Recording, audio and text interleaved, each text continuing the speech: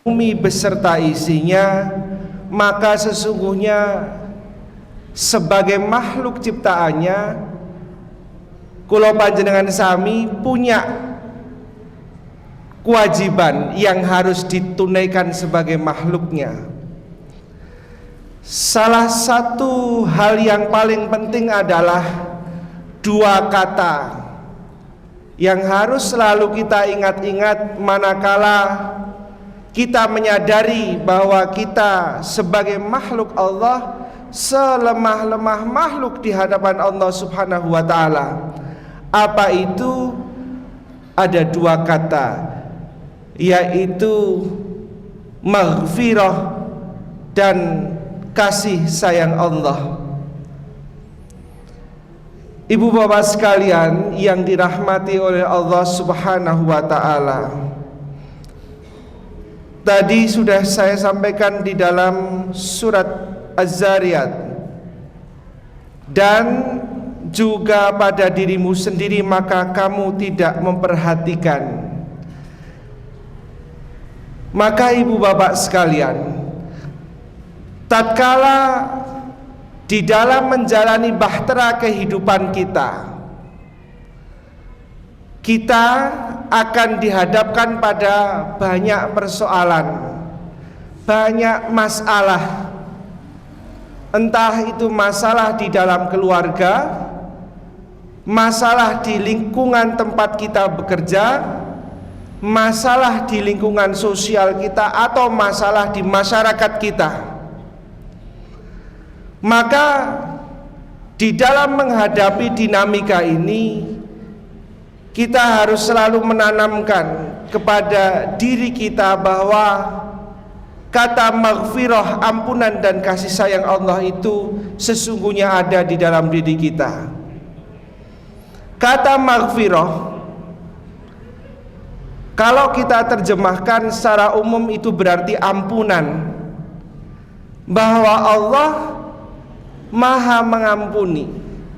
Tapi ketika diterjemahkan dalam kata atau suku kata yang lain, bisa jadi itu menutupi atau memperbaiki.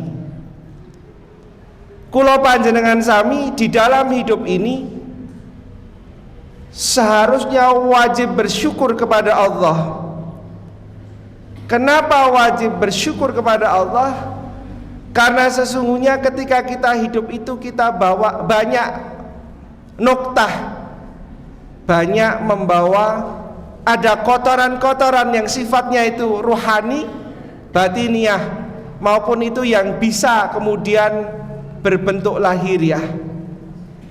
Maka sungguh bersyukur manakala Allah masih menutupi apa-apa yang ada di zahir maupun batin kita.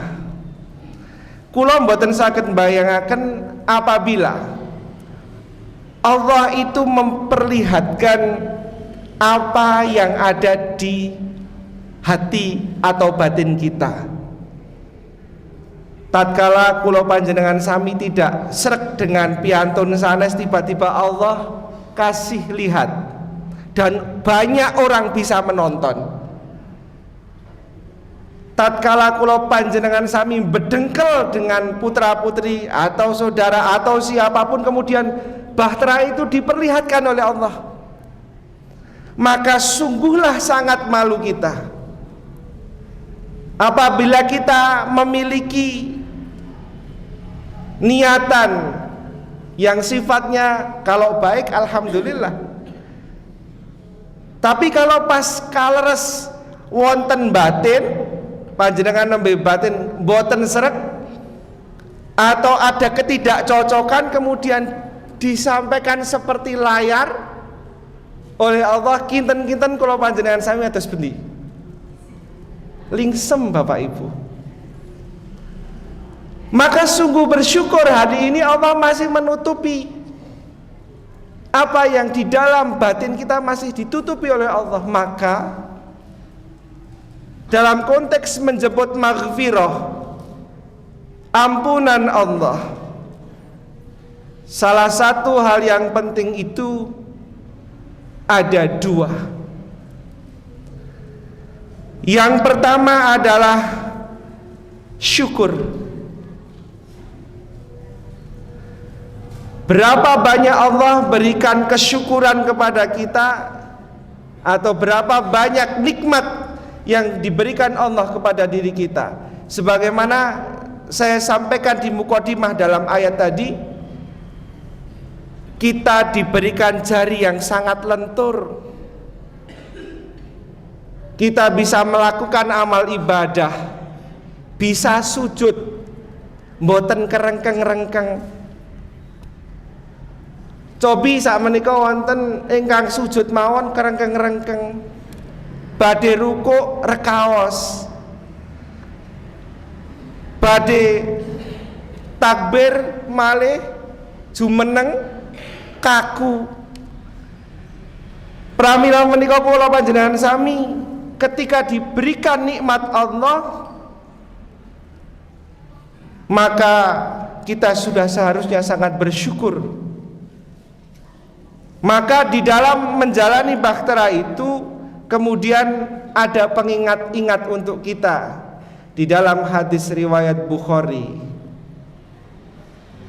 paling susah menika ibu bapak sekalian itu adalah hablum minan nas, hubungan sesama manusia.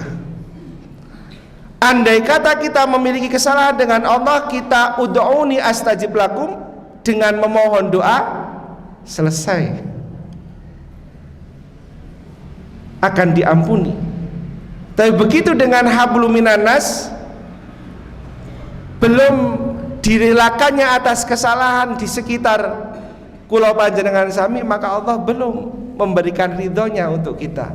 Maka di dalam hadis riwayat Bukhari disebutkan bahwa andai kata kita bisa mencintai sesama muslim atau di luar muslim sebagaimana kita mencintai diri kita, maka sesungguhnya itulah keutamaan dari iman.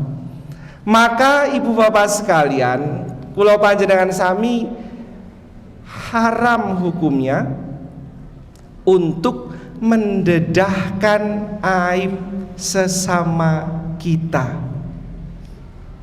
Kalau bahasa Malaysia mungkin mendedahkan, kalau bahasa panggilan kula panjenengan sami membuka. Tidaklah Allah akan menjadikan seorang itu kemudian wafat sebelum, kalau orang yang suka membuka aib orang lain, maka tidaklah dia mati sebelum Allah juga akan bukakan aib sebagaimana orang ini membukakan aib orang lain. Maka kata maghfirah itu harus dijemput ibu bapak sekalian, harus diusahakan, harus dijaga. Ketika Allah sudah menutupi sekaligus memperbaiki, maka kita harus mengusahakan itu agar istiqomah di dalam kehidupan kita.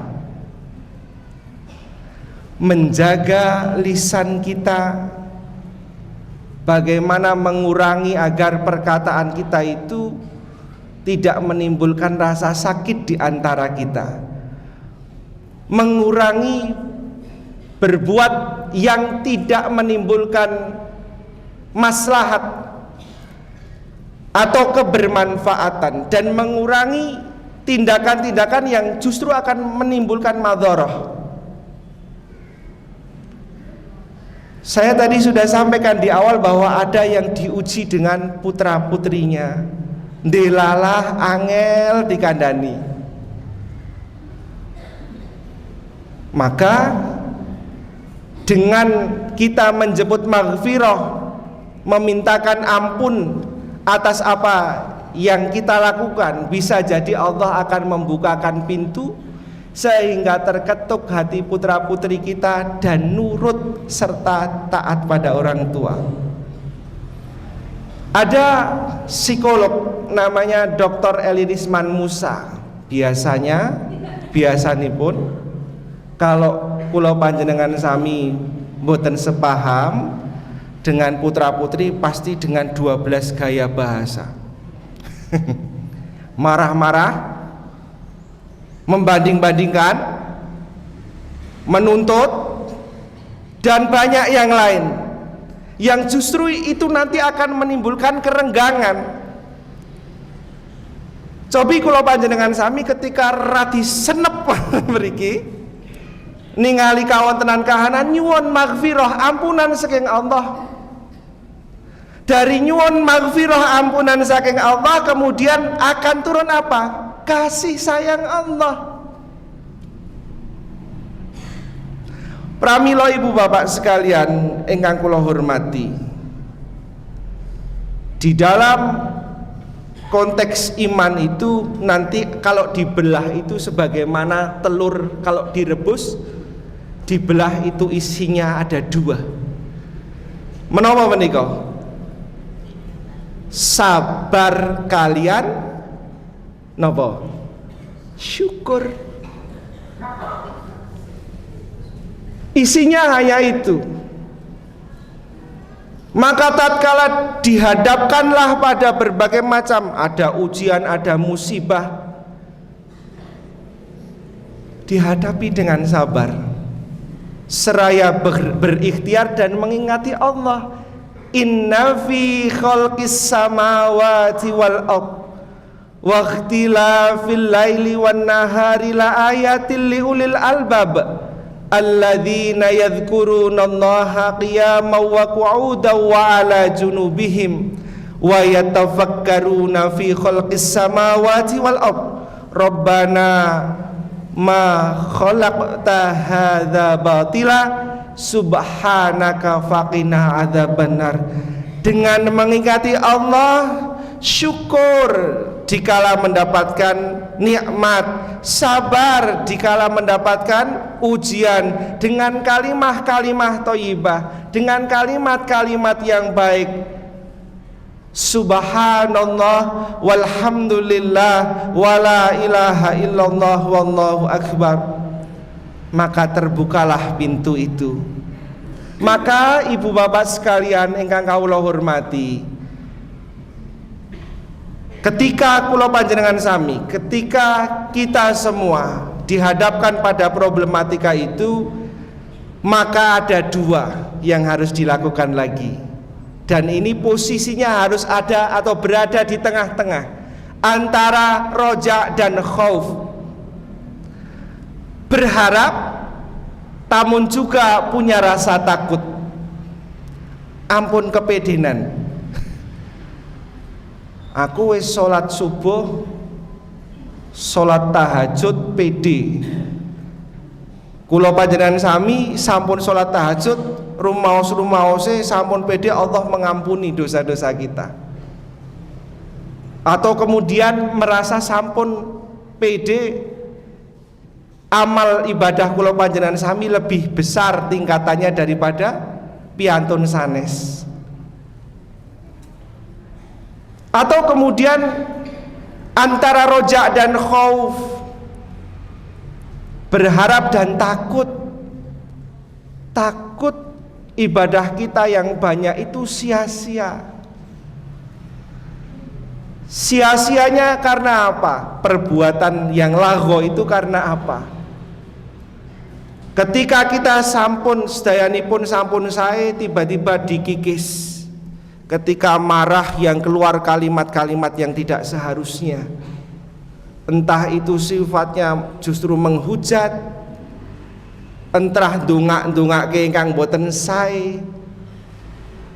Hal yang kemudian mutiara yang sangat indah itu terkikis-kikis ibu bapak sekalian.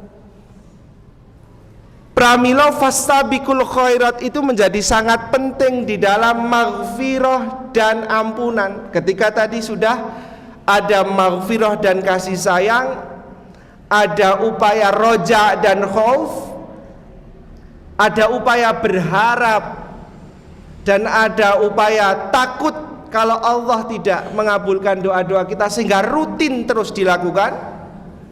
Ada sabar dan syukur, dan muaranya adalah tazkiyatun nafs, mulai kita mensucikan jiwa dan hati kita.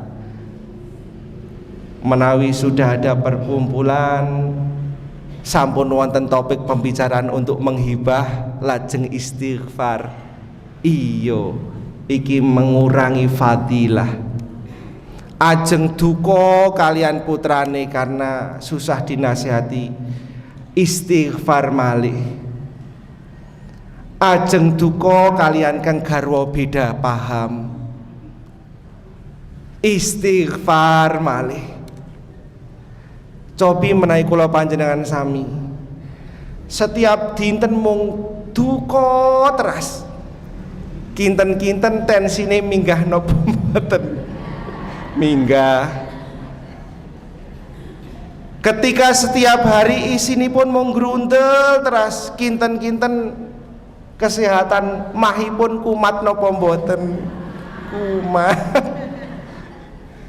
Pramila ibu-ibu sekalian, monggo kula panjenengan sami berfastabiqul khairat, berlomba-lomba dalam kebaikan, menjemput maghfirah Allah, menjemput ampunan Allah secara istiqomah. Piantun sanes badhe ngendika menapa kemawon panjenengan ingkang tetek anggenipun ndedhepe wonten ngarsanipun Allah Subhanahu wa taala. Insyaallah kula panjenengan sami ini contoh ibu, kalau kita saja di hadapan atasan kita setiap hari, kula panjenengan sami niko ingkang nembe kajibah ayahan bekerja nyambut damel, ketika atasannya marah saja sudah sangat luar biasa bingung. Kira-kira sesuk menawi badhe ngunggahaken proposal di ACC napa mboten? Anggarane turun napa mboten? Sehingga pripun carane panjenengan nika memuaskan atasan dengan perilaku yang baik, entah itu zahir dan batin sama atau tidak. Lah niki kalian ingkang menciptakan kula panjenengan sami ibu bapak sekalian, dengan yang menciptakan kita, mosok kalah dengan kita ketika menghadap atasan kita? Na'udzubillah tsumma na'udzubillahi min dzalik. Pramila bapak ibu sekalian, di dalam nanti kalau kita masuk dalam Ramadan juga itu kan ada 10 hari pertama menjemput kasih sayang, 10 hari kedua menjemput ampunan, 10 hari ketiga dibebaskan dari dosa-dosa. Kinten-kinten ketika maghfirah sudah didapatkan, kasih sayang sudah didapatkan, insya Allah pasuryan panjenengan sami kalian kulo, kalian sinten kemawon tabasam. Tabasam niku napa nggih Bu? Tersenyum, wajahnya tersenyum, hatinya tersenyum. Kalau hatinya tersenyum, putra putri panjenengan sami, sederek-sederek kula panjenengan sami, wone ajeng senep kalian kula panjenengan ilang senepe. Kira-kira wis bedengkel preso pasuryan panjenengan sami ilang. Dados rahmah dan rahim kasih sayangnya Allah. Ada contoh-contoh yang di dalam hidup kita harus kita tadaburi bersama. Ada kaulo kenal satu piantun, satu pasangan piantun samun sepuh ibu bapak sekalian. Beliau punya 10 putra putri, dan 10 putra putri ini pun dados dokter semua. Dari pertama hingga yang terakhir, dari yang 10 buka tutup kendang dokter. Saya tanya kepada beliau apa amalannya.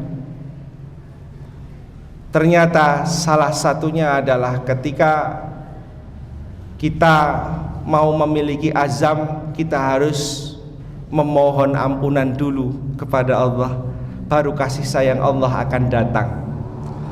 Selama 9 bulan mengandung, bapak ini, simbah menika, tidak pernah meninggalkan sholat tahajud. Dari dinyatakan positif hamil sampai lahirlah seorang putra pertama, hingga ke-10 itu dilakukan secara menerus-menerus. Dan kata beliau, hal yang paling harus dijaga adalah lisan kita. Kinten-kinten kalau kula panjenengan sami delalah boten sekalian atasan kemudian dipisui. Atasan kula panjenengan digrundeli. Tiba-tiba atasan kula panjenengan sami mireng. Kinten-kinten dos pundi? Apalagi ini dengan yang Maha Pencipta baru meminta. Tiba-tiba wis salat tahajud tiap dino, kondisine ya mung kaya ngene. Naudzubillah tsumma naudzubillahi min dzalik. Wis jungkung tiap-tiap dino jungkung. As-shadaqatu daf'ul bala. Wis sedekah nemen kok ya isih wae kaya ngene. Ampun ngantos Ibu Bapak sekalian. Ucapan kita adalah doa, dan doa itu akan kembali pada diri kita. Maka setelah ada maghfirah dan kasih sayang, sesungguhnya kita akan bisa menggapai 3 hal. Yang pertama, maknal hayat. Kita bisa memaknai hidup dengan baik. Kemudian saadatul hayat. Kita akan mendapati kebahagiaan hidup. Delalah niku putrane sing mau nembiyeng-biyeng dados lurus-lurus merginipun, salatipun dados sae, perilakunya jadi baik, yang tadinya rankingnya tidak begitu baik menjadi baik, sehingga bungah manah kula panjenengan sami, sehingga bergembiralah hati kita. Dan sampai pada titik terakhir ada kalimat akhirul hayat. Niki sing paling penting Ibu Bapak sekalian. Akhirul hayat, akhir hidup kita. Semoga kita membawa satu kalimat penting, la ilaha illallah Muhammadur Rasulullah. Ketika tasdiqom biqalbi, hati kita sudah dilapangkan. Oh, menawi wonten ngalam donya perbedaan itu pasti ada. Kalau ada perbedaan dilapangkan. Wa akram bilisan, kemudian dilisankan, jangan sampai berperilaku berbuat yang kemudian menimbulkan sifat-sifat yang mengurangi fadilah ampunan Allah. Kemudian ditindaklanjuti di dalam kehidupan kita, sehingga itu akan rutin setiap hari. Dan kalau rutin setiap hari, maka ketentraman jiwa kita akan didapati. Banyak contoh Ibu Bapak sekalian yang bisa kita amati dan kita lihat bersama-sama di lingkungan kita. Yang paling mengkhawatirkan itu, Ibu Bapak sekalian, hari ini saya ingin mengingatkan bahwa hari ini itu banyak kejadian musibah di tempat kita. Ada musibah yang sifatnya bencana alam, ada yang tiba-tiba ada bunuh diri, mengakhiri hidupnya dengan sengaja. Ada banyak sekali musibah. Itu karena diri kita jauh dari ampunan Allah. Kula ngrantes menawi ada anak muda yang seharusnya masih punya gapean cita-cita yang tinggi, tiba-tiba harus mengakhiri hidupnya. Hal-halnya cuma sepele-sepele. Bisa berbeda pandangan dengan orang tua, bisa berbeda pandangan dengan di sekitar kita, tidak ada kecocokan cara berkomunikasi, maka ini harus kita hindarkan secara bersama-sama. Monggo Bapak Ibu, kita kita monitor keluarga kita saling menasehati sesama kita. Kalau ada hal-hal yang itu sifatnya sudah membuat resah, itu dikonsultasikan dengan piantun-piantun yang alim, yang zahir dan batinnya sama, sehingga akan terjadi solusi, bukan tambah ruwet.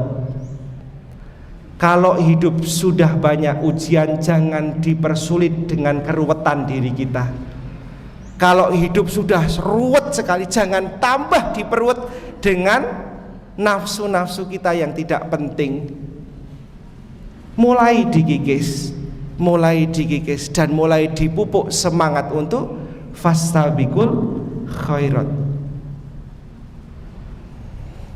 Saya kalau mendapati, kalau sering baca hasil penelitian di tahun 2008 sampai tahun 2012 dilakukan penelitian kenapa hormonal pada anak itu kemudian hormon testosteronnya naik sedemikian rupa, badan anak menjadi gede-gede sedemikian rupa. Ada kejadian, ternyata faktor penyebab utamanya adalah kerusakan otak dan moralitas, karena ada video porno dan lain sebagainya, yang kemudian itu juga mengikis rasa keberharapan kita untuk maghfirah pada Allah. Ati niku Bapak Ibu, itu sudah Allah fa'alhamaha fujuraha wa taqwaha. Hati itu memang diciptakan oleh Allah, itu ketika kita baru lahir di alam dunia itu sangat suci dan bersih. Tapi begitu ada nuktah satu ditumpuk lagi dari yang kolbunya salim sakit dados hati ingkang sakit. Kalau numpuk teras, hatinya menjadi keras, maka alhasil jadi kolbun mayit. Kalau hatinya sudah mati, kebenaran akan susah masuk pada diri kita, ampunan akan susah masuk pada diri kita, keberharapan kepada ampunan Allah sudah nggak bisa, maka tunggu, kita akan jauh dari kasih sayang Allah. Sangat-sangat berbahaya. Pramila menika ingkang saged kawula aturaken Ibu Bapak sekalian pada kesempatan pagi yang berbahagia ini. Monggo setelah ini mulai kita agendakan di dalam hidup kita. Andai kata Allah memberikan ampunan, kok bocah salah karo aku, yo aku kudu paring pangapura. Andai kata Allah sudah memberikan ampunan, kok bawahanku ana sing mbiyeng yo tak ampuni. Andai kata Allah sudah memiliki ampunan terhadap kita, ada perbedaan pendapat dengan suami, istri atau dengan keluarga, maka kita kasih maaf. Sehingga apa? Hati kita akan terjaga. Kurangi sesuatu hal yang tidak bermakna, sehingga hidup kita jauh dan jauh lebih bermakna. Mohon maaf atas segala kekurangan. Hanya ini yang dapat saya sampaikan pada pagi hari ini. Nyun pangapunten kondisi kawula nembe kirang fit, amargi kala wingi nembe saking Semarang bolak-balik badhe ujian menika Ibu Bapak nyun pangestu, sehingga ini kok agak pusing sekali. Pramila kawula nyun pangapunten mbok bilih wekdalipun kirang mbok bilih sanes wekdal kawula saged sambungke malih. Nyuwun pangapunten sedaya kalepatan, mugi panjenengan diparingi panjang yuswa, berkah barokah yuswanipun, sedaya pinaringan maghfirah ugi kasih sayang Allah. Nasru minallah wa fathun qarib. Wassalamualaikum warahmatullahi wabarakatuh.